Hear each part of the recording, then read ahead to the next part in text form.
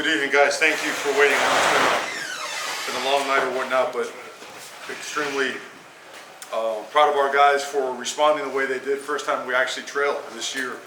And the second half response, we played cleaner and better Miami Hurricane football. Hats off to the defense. Just a tremendous job finally getting accustomed to the tempo. We can practice it all we want, and we did. We ran 2 huddles. We did everything we possibly could to simulate them, but they're difficult. They're a good football team. They've got good coaches. They dial it up pretty well also. But as the game went on, our guys started getting adjusted, and I thought the night was epitomized by Misha's interception and the offense taking over and going right down the field for 40 yards and a touchdown. That's the brand of football we want to play. And looking forward now to the next opportunity. So, questions, please.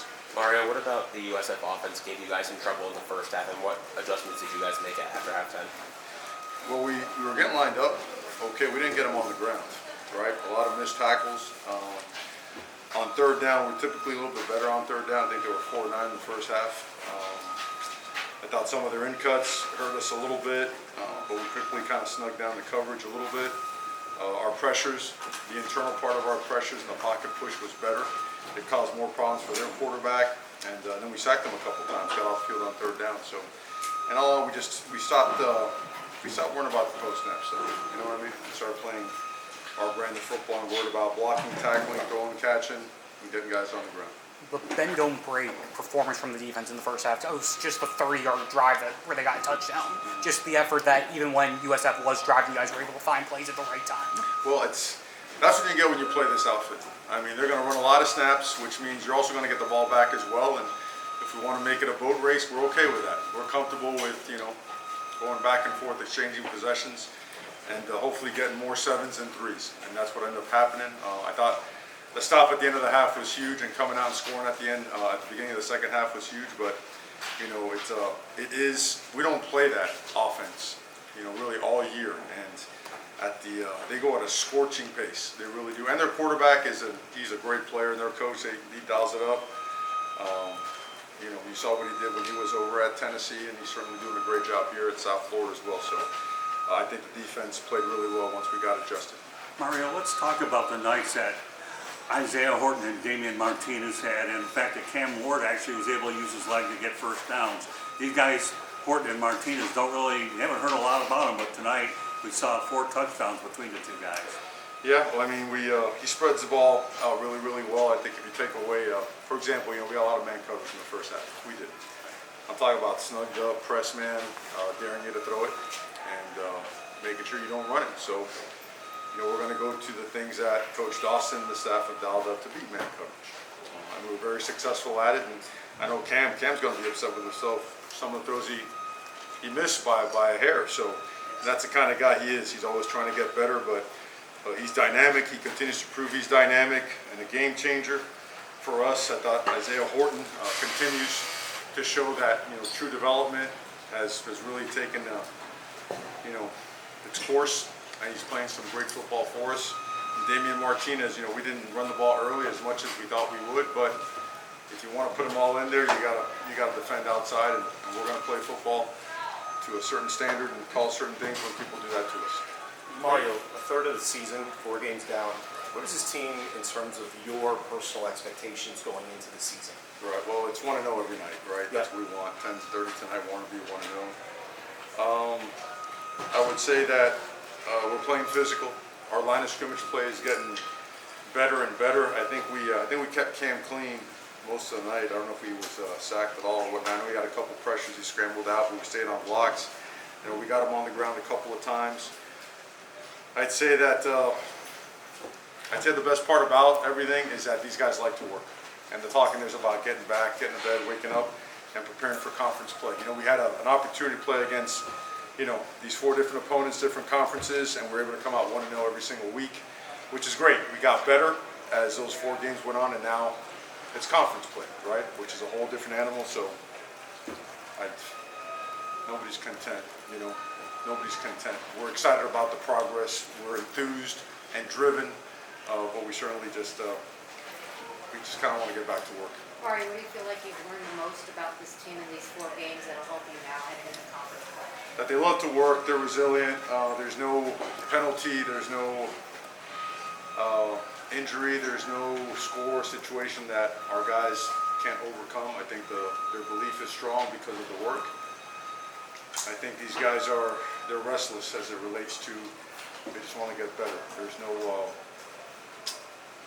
kind of no settling. They know we could be a really good team. They know there's some things we got to clean up. We just want to get to work. Coach, big performances from the running back group as a whole, from the top down. 3 touchdowns out of Damian, 100 yards out of Lyle, but there was definitely no drop-off regarding which back was in. Can you talk about the depth of this room and what it showed tonight? Well, it's competitive depth, which is awesome. I think our guys have learned the hard truth about football. The only way to get the best out of your people is to provide them with consistent competition and real competition. One that puts them on edge and keeps them on their toes and has them every day fighting for their jobs. When you do that, you push your own limits and you get better, and I think that position group epitomizes that. What can you say about Markel Bell and how you plugged him in and just... Markel? Yeah. Markel played an awesome game. Markel, I mean, he's a giant of a human being and his heart is just as big. Markel loves to work. Markel, from the day he got here, Greenville, Mississippi, all he wanted to do was work. Super grateful, super humble, just full of gratitude young man. Sky's the limit for him. He's tough, he's physical. Man, love the guy, really do. Really do, when he's just getting started. I know Jalen was out, he missed this game. I think he'll be back here next week, hopefully he will. But proud to see Markel step in and do what he did. And proud of Samson. Samson got in there as well and played a few snaps. Samson's going to be a really good player for us. Coach, your team held USF to just 62 rushing yards. Can you talk a little bit about the rushing defense as a whole, especially the containment of Byron Brown? Well, I mean, he's a really good player. And what they do is really challenging, and they've got really good checks, and they've got good man beaters. They do a great job finding soft spots in your defense as well. And then he's really hard to tackle. I mean, watching him on film, nobody's tackled him effectively. He makes people miss. When you get hands on him, he runs through them. Just tough, man. That guy really is an elite level competitor. So hats off to the defense, starting with the players and Coach Guidry and the rest of the coaches for dialing it up. I mean, all week long, really worked hard at defending Temple. You just don't have a guy like him to tackle in practice, you know? And certainly as the game went on, we got more and more accustomed to his style of play and felt that we got better. So just felt the defense, all those guys, they all deserve a ton of credit for allowing us to be in the situation to win this football game in the manner we did. Mario, I think the only real negative from tonight, I guess, was the penalties. 8 for 80 in the first half and maybe 10 for 100-ish total. What was your message to the team at them about that? They did improve in that. To stop all the bullshit. All right. Sorry about the language, but that's the bottom line. I think we were anxious. Sometimes we were a little bit just, we knew this was going to be a physical game. We had to be physical, and we were not. I mean, that's not what we've been. It's not. And we started doing it, and it wasn't a matter of want to. It wasn't just arrogance for not doing things the right way. It was just we got off of what we are. Okay. And if we want to really put on display what we are, we had to show it in the way we played, not in the way we talked or the way we did stuff.